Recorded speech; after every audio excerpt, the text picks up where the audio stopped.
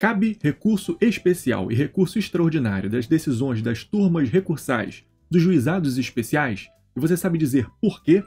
Esse e outros assuntos a gente trata hoje na nossa leitura da Constituição, a partir do artigo 92, tratando do Poder Judiciário. E aí, aqui é o Rei Li, e hoje a gente continua a nossa leitura da Constituição. Vamos lá? Então o artigo 92 diz o seguinte: são órgãos do Poder Judiciário. 1. O Supremo Tribunal Federal. 1A. O Conselho Nacional de Justiça. 2. O Superior Tribunal de Justiça. 2A. O Tribunal Superior do Trabalho. 3. Os Tribunais Regionais Federais e Juízes Federais. 4. Os Tribunais e Juízes do Trabalho. 5. Os Tribunais e Juízes Eleitorais. 6. Os Tribunais e Juízes Militares. 7. Os Tribunais e Juízes dos Estados e do Distrito Federal e Territórios.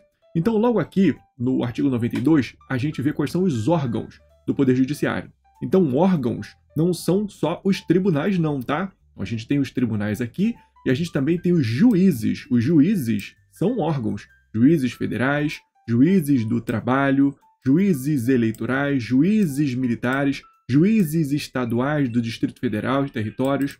Esses juízes também são órgãos. E que órgão a gente tem na prática, mas que não está aqui? Na verdade, então, não seria um órgão. Então, o STF já decidiu a respeito das turmas recursais. Exatamente, turmas recursais. A gente falou no início do vídeo, né? O STF decidiu o seguinte: a Constituição não arrola as turmas recursais entre os órgãos do Poder Judiciário. Então, turma recursal não é órgão, né? É por essa razão que contra as suas decisões não cabe recurso especial ao STJ. Então, RESP não cabe, a teor da súmula 203 daquela corte, mas tão somente recurso extraordinário ao STF. Então, cabe o recurso extraordinário ao STF, mas não cabe recurso especial ao STJ das decisões das turmas recursais, nos termos da sua súmula 640. Isso ocorre, insisto, porque elas constituem órgãos recursais ordinários de última instância relativamente às decisões dos juizados especiais, mas não tribunais, requisito essencial para que se instaure competência especial do STJ. Então, o recurso especial do STJ prevê que cabe quanto à decisão dos tribunais. Como a turma recursal não é um tribunal, então não cabe.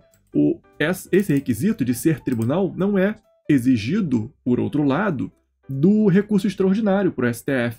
No recurso extraordinário, prevê órgão recursal ordinário de última instância. Então, nesse caso, vai caber recurso extraordinário para o STF, mas não vai caber recurso especial para o STJ, porque elas não são tribunais. Esse é o motivo. Esse é o motivo pelo qual cabe RESP, cabe RE, recurso extraordinário, mas não cabe RESP, recurso especial. Muito interessante, muito importante, né? Se cair isso aqui numa discursiva, você não erra mais, hein? Então, parágrafo 1º diz o seguinte: o Supremo Tribunal Federal, o Conselho Nacional de Justiça e os tribunais superiores têm sede na capital federal. E aqui, na própria Constituição, lá no site do Planalto, tem vide a DIN 3392. Eu fui pesquisar que a DIN 3392 é essa, e ela é a DIN que decidiu que a necessidade de mútuo acordo para o ajuizamento de dissídio coletivo e a legitimidade do Ministério Público do Trabalho para ajuizar dissídio coletivo em caso de greve em atividade essencial não ofende a Constituição Federal. Então, pode sim, tem sim essa necessidade de mútuo acordo para dissídio coletivo e o MPT tem sim legitimidade para instaurar e para ajuizar dissídio coletivo de greve em atividade essencial.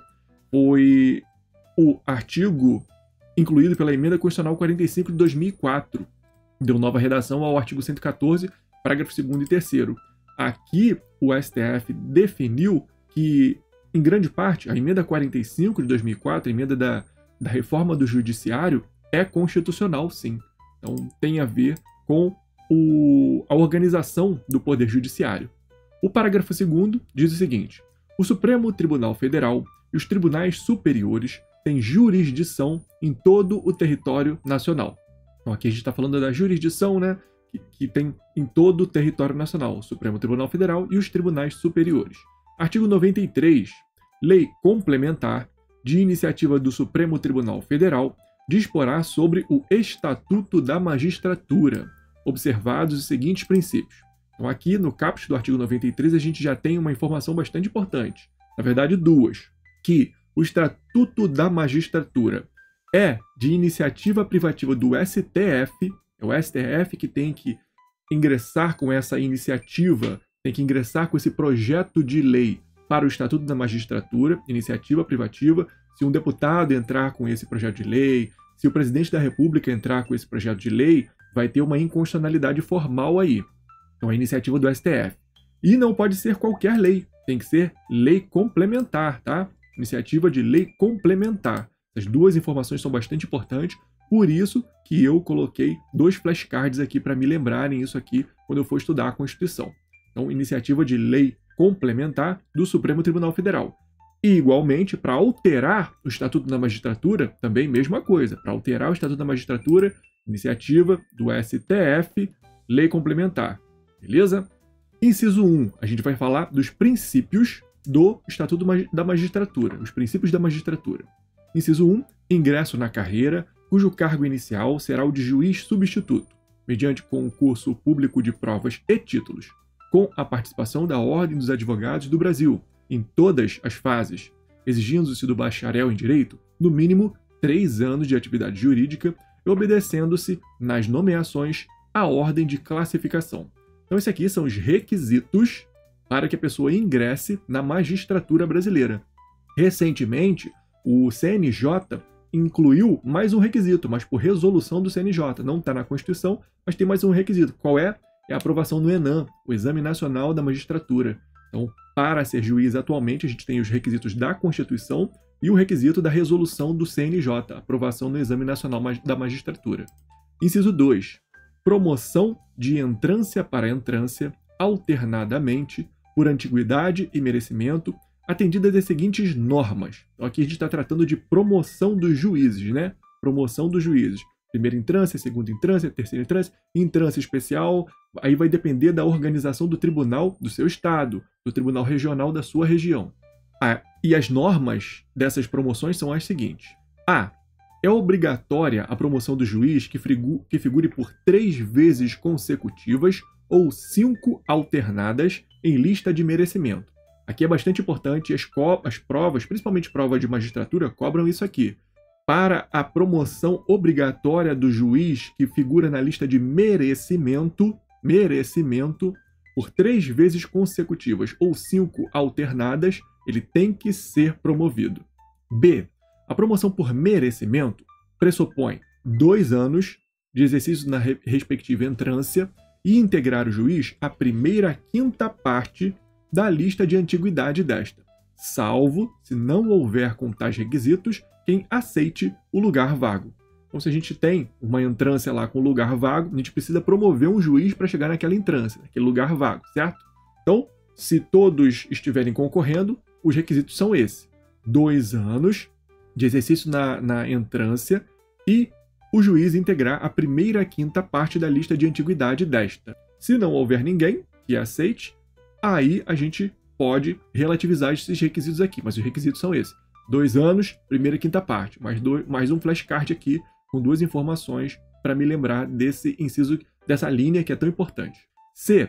Aferição de merecimento conforme o desempenho e pelos critérios objetivos de produtividade e presteza no exercício da jurisdição e pela frequência e aproveitamento em cursos oficiais ou reconhecidos de aperfeiçoamento. Mais uns requisitos aqui para a promoção dos juízes. D. Na apuração da antiguidade, o tribunal somente poderá recusar o juiz mais antigo pelo voto fundamentado de 2/3 dos seus membros, conforme procedimento próprio e assegurada ampla defesa, repetindo-se a votação até fixar-se a indicação. Então a gente vai promover o juiz mais antigo, né, por antiguidade. Para a gente recusar, para o tribunal recusar a promoção do juiz mais antigo, tem que ter voto fundamentado de 2/3 dos membros daquele tribunal. Importante, muito importante isso aqui. A linha E. Não será promovido o juiz que injustificadamente retiver autos em seu poder além do prazo legal, não podendo devolvê-los ao cartório sem o devido despacho ou decisão. Então, aquele juiz que demora muito para decidir o processo, fica segurando o processo por muito tempo, ele tem essa punição, esse ônus aqui. Ele não vai ser promovido, não será promovido. Ele não pode figurar nas listas de promoção se ele retiver injustificadamente. Então, se ele tiver uma justificativa, excesso de processos, eu estou decidindo, mas tem excesso de processos na minha vara aqui, na minha entrância. Então, tem uma justificativa. O problema é quando não tem justificativa e ele retém autos em seu poder além do prazo legal. Inciso 3. O acesso aos tribunais de segundo grau far-se-á por antiguidade e merecimento, alternadamente, apurados na última ou única entrância. Então, como é que o juiz chega a desembargador, chega ao tribunal? Aqui, ó, antiguidade e merecimento alternadamente. Vai um por antiguidade, um por merecimento. Um por antiguidade, um por merecimento. 4. Previsão de cursos oficiais de preparação, aperfeiçoamento e promoção de magistrados, constituindo etapa obrigatória do processo de vitaliciamento, a participação em curso oficial ou reconhecido por Escola Nacional de Formação e Aperfeiçoamento de Magistrados. Aqui a gente tem umas informações também importantes, que a gente trata do vitaliciamento. O juiz não tem estabilidade, como tem os servidores públicos em geral, né? Servidores públicos, depois de 3 anos de estágio probatório, tem a estabilidade. O juiz não. Ele não vai alcançar estabilidade, ele vai alcançar o vitaliciamento. Por quê? Porque com a estabilidade, o servidor público só pode ser demitido, exonerado, por processo administrativo, assegurado pela defesa do contraditório, decisão judicial transitada em julgado, ou aquela hipótese de análise do aproveitamento do juiz, conforme os requisitos previstos em lei complementar. Tem também aquela hipótese lá dos requisitos orçamentários e financeiros da Constituição, se exceder as despesas com o pessoal e depois de demitir os não estáveis, aí pode haver a exoneração de estáveis, mas só naquelas hipóteses específicas lá do artigo 169, se eu não me engano, lá da Constituição. Lá para frente, quando a gente vai tratar de a questão financeira, orçamentária da Constituição, ele tem uma quarta hipótese de exoneração dos servidores estáveis. Mas estabilidade garante isso. Já o vitaliciamento, o juiz vitalício, ele só pode ser demitido, exonerado, ele só vai perder o cargo de juiz em decisão judicial transitada em julgado. Só isso, mais nada. Decisão judicial transitada em julgado. Esse é o juiz vitalício. E para isso, para conseguir o vitaliciamento, ele tem que passar pelos cursos oficiais de preparação, aperfeiçoamento e promoção. Beleza? Inciso 5. Subsídio dos ministros dos tribunais superiores corresponderá a 95% do subsídio mensal fixado para os ministros do Supremo Tribunal Federal. E o subsídio dos demais magistrados serão fixados em lei e escalonados, em nível federal e estadual, conforme as respectivas categorias da estrutura judiciária nacional, não podendo a diferença entre uma e outra ser superior a 10% ou inferior a 5%, nem exceder a 95% do subsídio mensal dos ministros dos tribunais superiores, obedecido, em qualquer caso, o disposto nos artigos 37.11 e 39, parágrafo 4º. 37.11 a gente vai falar do teto, né? Teto constitucional do STF, ministros do STF. 39, parágrafo 4º, a gente trata de como funciona o subsídio, né? O subsídio. Então aqui a gente vai falar do subsídio dos ministros dos tribunais superiores, dos ministros do Supremo Tribunal Federal, demais magistrados, fixação em lei, escalonamento, a diferença entre 10% e 5%, e não pode exceder a 95% do subsídio dos ministros dos tribunais superiores. Bastante importante a gente fazer flashcards a respeito desses percentuais aqui, porque eles também são cobrados e a banca do concurso tenta confundir a gente justamente nesses percentuais aqui. Importante a gente memorizar isso aqui de alguma forma. Inciso 6. A aposentadoria dos magistrados e a pensão dos seus dependentes observarão o disposto no artigo 40. Então, o artigo 40 que trata lá, a gente já viu, né, da aposentadoria dos servidores públicos. Inciso 7. O juiz titular residirá na respectiva comarca, salvo autorização do tribunal. Então, a regra é que ele resida na comarca, salvo se ele tiver autorização do tribunal. Então ele tem que pedir ao tribunal, preciso não morar nessa comarca, quero morar na cidade vizinha, em uma outra cidade. A justificativa é tal, vocês me autorizam? Se o tribunal autorizar, beleza, ele pode morar na outra cidade. Se não, não, ele tem que morar na comarca. A regra constitucional é essa. Inciso 8. O ato de remoção ou de disponibilidade do magistrado por interesse público fundar-se-á em decisão por voto da maioria absoluta do respectivo tribunal ou do Conselho Nacional de Justiça, assegurada a ampla defesa. Aqui, para a gente remover o magistrado ou colocá-lo em disponibilidade. Para que precisa? A gente sabe que o magistrado é irremovível, né? Ele não pode ser removido por interesse público como são removidos os servidores públicos em geral. Não pode. Só pode por maioria absoluta do tribunal ou do CNJ, assegurada a ampla defesa. Então tem que ter um processo administrativo para essa remoção. Não é tão fácil assim. Inciso 8A. A remoção a pedido ou a permuta de magistrados de comarca de igual entrância atenderá no que couber ao disposto nas alíneas A, B e C do inciso 2. Então aqui a gente tem uma novidade da Constituição, que é a remoção e permuta entre magistrados. Remoção e permuta entre magistrados. Bastante importante também saber isso. Inciso 9. Todos os julgamentos dos órgãos do Poder Judiciário serão públicos e fundamentadas todas as decisões, sob pena de nulidade, podendo a lei limitar a presença em determinados atos às próprias partes e a seus advogados, ou somente a estes, em casos nos quais a preservação do direito à intimidade do interessado no sigilo não prejudique o interesse público à informação.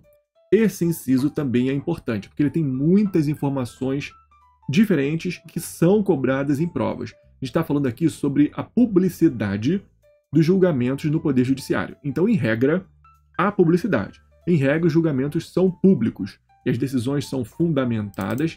Todas as decisões têm que ser fundamentadas. Se a decisão não for fundamentada, não tiver fundamento, é uma decisão inexistente. Uma decisão nula. Nula, melhor dizendo, uma decisão nula. Uma decisão não assinada pelo juiz é uma decisão inexistente. Mas uma decisão não fundamentada é uma decisão nula. E quem pode limitar essa publicidade? Pode ter alguma espécie de sigilo, né, do processo. E quem pode limitar isso? É o regimento do tribunal? É uma portaria do juiz? Não, só a lei. A lei pode limitar a presença de determinados atos às próprias partes e a seus advogados, ou somente a estes, somente aos advogados, nos casos nas quais a preservação do direito à intimidade do interessado ou sigilo não prejudica o interesse público à informação. Então, só nessas hipóteses, intimidade e sigilo, beleza? Inciso 10. As decisões administrativas dos tribunais serão motivadas em sessão pública, sendo as disciplinares tomadas pelo voto da maioria absoluta dos seus membros. Mais um quórum importante para a gente saber, que são as decisões disciplinares dos tribunais, maioria absoluta dos seus membros, tá? Inciso 11. Nos tribunais com número superior a 25 julgadores, poderá ser constituído órgão especial, com o mínimo de 11 e o máximo de 25 membros, para o exercício das atribuições administrativas e jurisdicionais delegadas da competência do Tribunal Pleno, provendo-se metade das vagas por antiguidade e outra metade por eleição do Tribunal Pleno.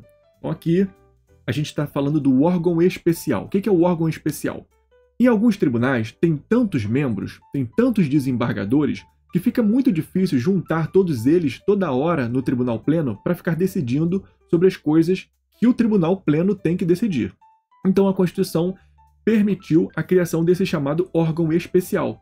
Ele vai ter as atribuições delegadas do Tribunal Pleno, então o Tribunal Pleno delega a ele, órgão especial, estamos criando, e ele pode decidir todas as coisas que o Tribunal Pleno deveria decidir. Tá, beleza. E para a criação desse órgão especial, no tribunal que tiver mais de 25 julgadores, então tem esse requisito, tem que ser mais de 25 julgadores, o órgão especial vai ter no mínimo 11 e no máximo 25, ou seja, todos eles. Máximo 25, no mínimo de 25, né? 25 julgadores. Então, no mínimo 11, máximo de 25 membros, a gente vai criar o órgão especial. E ele vai poder ter as atribuições administrativas e jurisdicionais delegadas da competência do Tribunal Pleno. O Tribunal Pleno delega todas as competências administrativas e jurisdicionais ao órgão especial. E como é o provimento desses desembargadores que vão compor o órgão especial? metade é por antiguidade e metade é por... Muita gente erra isso aqui achando que a outra metade é por merecimento. E não é. A outra metade não é por merecimento. A outra metade é por eleição. Eleição do Tribunal Pleno. Então, muito cuidado. Já vi questão objetiva cobrando isso aqui. Que o órgão especial vai ter, nos tribunais, no mínimo 25 membros, vai ter no mínimo 11, máximo 25 membros. Metade por antiguidade e metade por merecimento, tá certo? Não, tá errado. Metade por antiguidade e a outra metade por eleição. Eleição. Importante isso aqui, hein? Não errem isso na prova. Inciso 12. A atividade jurisdicional será ininterrupta, sendo vedado férias coletivas nos juízos e tribunais de segundo grau, funcionando nos dias em que não houver expediente forense normal, juízes em plantão permanente. Então aqui, continuidade da atividade jurisdicional, ininterrupta. Inciso 13. O número de juízes na unidade jurisdicional será proporcional à efetiva demanda judicial e à respectiva população. Então, fixação do número de juízes. O que tem que levar em conta? Proporcionalidade com a demanda jurisdicional, demanda de processos, quantos processos tem naquele tribunal, e a respectiva população. A população cresceu, a gente precisa aumentar o número de juízes. Beleza, vamos alterar a lei desse estado para alterar o número de juízes. Inciso 14. Os servidores receberão delegação para a prática de atos de administração e atos de mero expediente sem caráter decisório. Então, o que não for decisão, o que não for competência exclusiva do juiz, ele pode delegar para os servidores que trabalham naquela comarca. Inciso 15. A distribuição de processo será imediata em todos os graus de jurisdição.